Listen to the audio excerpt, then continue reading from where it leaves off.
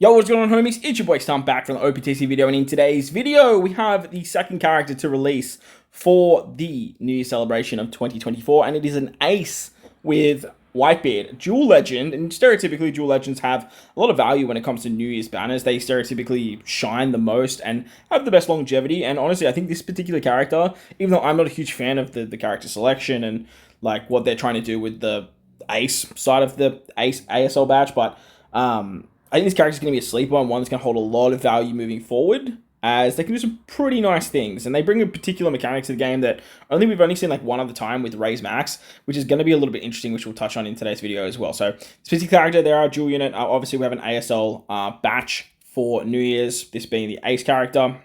The ink effect, it's kind of nice. It's not nice, but it's not terrible. So obviously, we have ace and Whitebeard from the Paramount War arc. So Whitebeard and Ace, bond of father and son. Let's take a look at what they actually do. Now we have a double powerhouse fighter quick unit. So they're both powerhouse, they're both fighter, and they're both quick. So no matter which one you switch as, you are going to get some pretty nice buffs there.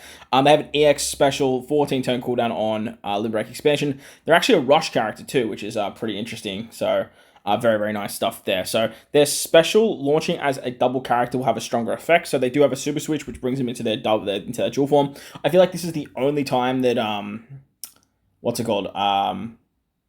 super switch is going to be a thing when you can go into the dual form with the super switch. Like that's going to be pretty much hard replaced with captain shift now. Reduces 10 turns of attack down, applies a powerhouse territory for 3 turns, and if you have an attack boost or an increased damage taken, like a tap time bonus for 5 turns or more when the specials launch, boost the chain multiplier by 2.5 for 2 turns, which is pretty crazy. If the crew has an attack boosting effect of 3 times or more, further increase the attack by 1.5 times, and then boost powerhouse characters' attack for 2 turns based on the number of specials that have been used. 3.5 for 0, 3.75 for 1 to 2, 4, and then all the way up to 4.5 if you've used 8 specials in a quest.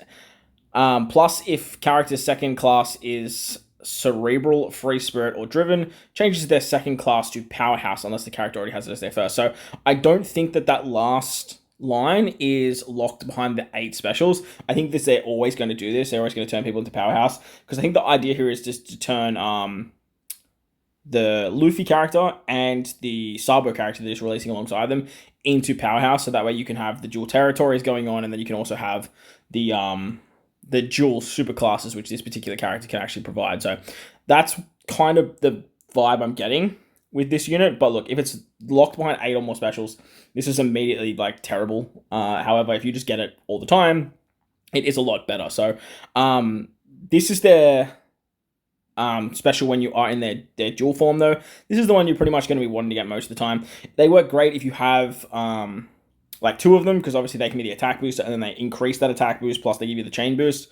But the idea here is that they want you to have the they want you to have the 5 turns of the tap timing buff, and then what you can actually do is they get the attack boost as well, so that way you actually get both. But if you already have a attack boost that's 3 times or more, the character I'm thinking of is Int Luffy, for example. If you're using Int Luffy's attack boost, then this is going to trigger, and that's going to work hand in hand very, very nicely. Obviously, they want you to use the new Gear 5 Luffy, but that's the character I'm thinking about there. As these units are dual units, though, you do have obviously the standalone captain abilities, and like shout out to Sheriff for making this infographic, but there's just so much information to digest, and it's just, yeah, it's crazy. If you have the solo special though, that's why I want to bring this up. You still get the attack down, which is great. You then get a territory for 3 turns as well. If you have the attack boost, you basically get pretty much all the same stuff without the changing of the type. So the changing of the types does seem like what is going to be the big drawing point to having them in their dual form. Now, the solo captain abilities we'll quickly touch on before we dive into their dual form, because like this is like pretty important. Whitebeard is going to set the special of the ship to max at the start of the quest, whilst Ace is going to give 3 turns of cooldown. As Whitebeard's built up around HP, and then Ace is built up around having matching orbs. Ace makes quick tandem and recovery orbs into matching effects, and I think Whitebeard does the same thing. Whitebeard also does damage reduction as well, which is pretty cool. And then if you use an attack boosting special with Ace, you extend it by 1, and if you use a Oh no, if you use it with Whitebeard as well, then you're pretty much good to go there. Also, Whitebeard has that new ability. If you a Whitebeard Pirate's Commander, excluding Ace, uses a special, there's a bunch of different effects that can actually apply with that particular special too. So very, very interesting mechanic there. And we'll touch base on what they actually do. A lot of them actually got level limit breaks, which means that a lot of these characters are going to see a bit of a resurgence in play as you can do some pretty nice stuff with them. But hand in hand, like if you run, like say, 2 of them as your like dual captain situation, which this character can actually do very, very well. You'd run like you start one as Whitebeard, start one as Ace, and you're getting 3 turns of cooldown, plus you're getting a ship starting at max, or you can just funnel all into cooldowns, and you just go 6 turns of cooldowns at the start of the quest, which is really, really strong. But as we've seen with Verse Shanks, having the ability to reduce your cooldowns to max is actually really, really good, especially when we are running stuff like Super Boss and trying to get more damage in that particular game mode.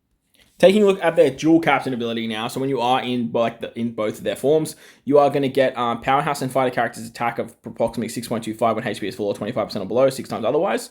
Reduce damage taken by 20%, and then quick tandem and recovery have matching slot effects. Also, big draw to the character, and this is in both of their solos and their dual forms. They remove 10 turns of them at special use, which is ridiculously strong. This is one of the most annoying mechanics in the game, and a lot of people use like V1 Shiroshi Mancherry to get around it. So this is great that we now have a captain that can just bypass that. If the crew uses a special to boost attack, extends it by 1 turn, and then if Whitebeard Pirate's Commander, excluding Ace, uses a special, excluding characters with like double specials, and then like, say for example, using like Marco and Luffy, and you're using the Luffy variant and you use the special, you're not going to have this proc. However, if it's Marco and Luffy and then Marco uses the special, you're actually going to get whatever the ability that Marco actually gives, which is really, really strong. We'll touch on them in a second.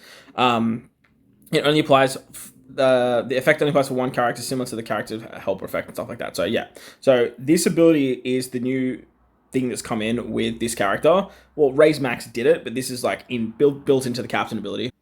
And as you can see here, these are all of the effects of the Whitebeard commanders and what they actually do when you use their specials. So again, note if the dual character is not in the actual form, then you're not going to get that. So if you are a Marco character, any Marco in the game, when Marco uses a special, it's also going to apply a 5-turn tap timing damage for 5 turns.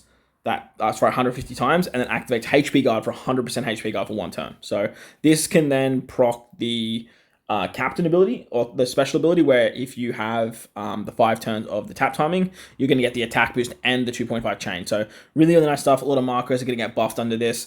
It basically just brings another dimension to every other Marco that you use under this character. Off the top of my head, we have Legend Marco, who is a powerhouse fighter, but he's an attack booster. So like, it's kind of a little bit counterintuitive. He's not a 3 times attack boost, so you're not going to get that extra increase. Having HP guard's awesome for rush, because this particular character's rush as well. So then if you just bring any Marco, you can just get that. Otherwise, you've got like Kazuna Rare Recruit Marco's got some pretty good utility. The old school Marco from the Whitebeard, the Luffy Ace batch is actually still pretty good. He's a fighter character. Off the top of my head, we have the Int Marco. He's like coming up on a super evolution. The 6+ Marco, like you definitely can run him here and there, but yeah, they're like, it's going to be very situational, obviously, when these particular characters proc. Then we've got Odin or Jozu, boost crew's attack based on 150% of the crew's damage reduction for 1 turn. So if you have if you have a say 50%, what's it called? If you have a 50% damage reduction buff, this should equivalent to like a 1.25 times attack boost. I believe that's how it works. Might be a little bit less. Yeah, I'm pretty sure, but I'm pretty sure. Because it shouldn't, like 1.5 times, might be higher, might be like 1.75. I have to get like my my gurus in chat to like let me know exactly what that looks like. But either way, it's free damage if you bring any damage reduction effect. And remember, if you bring, say, a Jozu that is doing the damage reduction already, this is automatically applying the conversion as well. And there's heaps of Jozus in the game that do damage reduction. Off the top of my head, Odin, there's not a lot of Odins you could probably bring, but if any, Odin is the free spirit, is the second class. Remember, you can turn him to a powerhouse character, and then he's very viable to run underneath Marco and Ace and Whitebeard too. So very, very nice buff. Thatch, Vista, or Ezo is going to apply increased damage taken at 2.5 times that ignores immunity for 1 turn. This is huge. Like, this is such a crazy buff. We have Rare Recruit Vista. We have the Marco and Vista rare recruit. I don't know how that'll look in terms of if Marco and Vista use a special. If you get both of these, that would be kind of crazy. It'd be like insane. Because if say Marco and Vista gave you the HP guard, the tap timing, and the increased damage taken, like that rare recruit would go crazy. Plus, then you'd also have like the Rikuyu unit with the three of them doing a whole bunch of stuff as well. Blamenko, Rikuyu, and Numble removes defense up by 6 turns and increases increased damage taken by 0.5. Blenheim, Kuro, and Kingju remove threshold by 6 turns, increase slot effects by 0.75, and then Haruta, Atmos, Spilja, and Fossa all remove damage reduction by 6 turns and increase base attack by 1,000. So really, really nice buff for these particular characters. Again, all of the old school rare recruits got level limit breaks, so they're doing their new effects with level limit break on top of these particular abilities as well. So that's a lot of fun. And they obviously all trigger the Super EX and all that fun stuff as well. But as a Sailor, they boost fighter characters' base attack by 70, attack by 1.1, and makes Powerhouse Fighters quick slot time matching slot effects, and then reduces characters' special charged by 1 turn when either another Powerhouse or Fighter character uses a special. So this is really, really good. If you are sort of using, say, like a character that has cooldowns or has a lower cooldown, you can then build up your cooldowns with like Captain Shift and stuff like that too, which is really, really fun. Obviously they are dual units, so they have a switch effect, completely reduce paralysis slot on themselves, and then adds the tap timing bonus for Powerhouse and Fighters up to 0.4 with a perfect that can be overwritten. And then with their super swap, obviously they go into their dual form for 3 turns and they add a 0.7 tap timing for Powerhouse and Fighters. Slot bind removal and that is kind of cool, but like no one really cares. As mentioned at the start, they are a rush Sugo, and you can actually get the rush done if you have 2 of the following characters and you're the first tapper in the chain. So very similar to something like Cross Guild, but they use any of the like Ace, Sabo, Garp, Dan units, and then you have all of basically the Whitebeard pirates. But then you have Jinbei there too, which is pretty interesting. But I guess Jinbei is kind of like an MVP of Marineford, so it makes a little bit of sense. And obviously he was in jail with Ace too, so yeah, it does come full circle. Reduces HP by a certain amount of the taps, standard rush stuff. And then you get up to a 2 times attack boost plus a 0.8 to the chain for Powerhouse and Fighter characters. So it's pretty stock standard rush. I think it's very similar to like Sanji's, if I could think of one back. Probably a bit better than Sanji's. Probably like around Cross Guilds, maybe a little bit better than Cross Guilds. But again, let me know in the comment section if you guys know anything about that. The EX Super, when the character becomes Whitebeard and Ace with the Super Switch, and 3 of the following characters, that's a lot. Like that's tough. Having 3 of the following characters on the crew being Luffy, Sabo, Garp, Dan, Marco, any of the Whitebeard pirates, but Odin is there as well, and then Jinbei. Is Odin over here? No, Odin. Oh, you have the Skull. No, Odin is. You also have Skull, Mihan, and Ganru, but they're not a part of the EX as it looks. That's kind of weird. EX super special boost Powerhouse characters and fighters by base attack by 1250. And then changes Powerhouse characters to Super Powerhouse and fighters to Super Fighter. So very similar to Zoro Sanji, where they can just sort of like do a dual class change. Remember, there is that rare recruit that adds plus 1,000 to the base stats, so this can be kind of interesting. Alright, heading on to everyone's favorite game mode now. We have the Rumble Staff, Powerhouse Fighter, obviously attacking style on a 35-second cooldown. Man, they got a lot of attack. 33, that's a big attack stat. It's a really, really big attack stat. At level 10, their special target self for attack up level 7, defense up level 7, 3 enemies with high HP for attack times 5, speed down level 5, and if 5 or more Powerhouse or Fighter characters on the team, targets 100% chance to remove stat reducing effects, and when the HP is below 1%, targets a high attack teammate for attack up level 15 and speed level 15. So I'm assuming they have that ability with Yamato where they just like pop their special off when you die.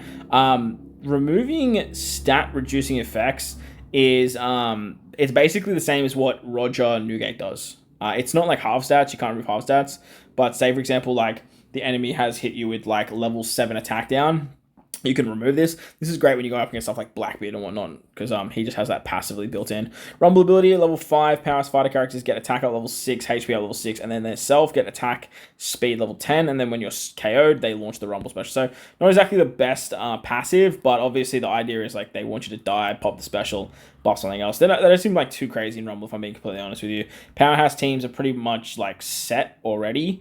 I can't really see a place where this character is sort of going to like walk into the team and fight. Like they definitely could walk in on a fighter team, but fighter teams are still pretty like, how are you going? They might get better after this. GP burst when 6 teammates are defeated. This is where they actually shine. Actually, their GPs still die. I've heard their GP is crazy.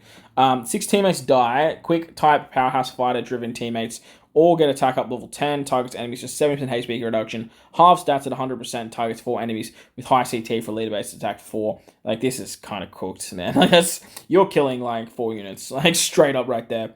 If you can half stats a unit and then you hit them with that 4 times attack after 70% HP cut, it's curtains. Like, they're dead. Like, they're straight up dead. Obviously, you need 6 teammates to be defeated, which can be a little bit challenging. But with revives, like, this is actually quite interesting. You have the new Luffy who can revive twice. Obviously, you have 6+ Luffy who can revive. You have Zoro who can revive. You have characters like Tandem Luffy who has a revive built in for fighter teams. So that's actually pretty interesting. So yeah, this is a very, very powerful burst.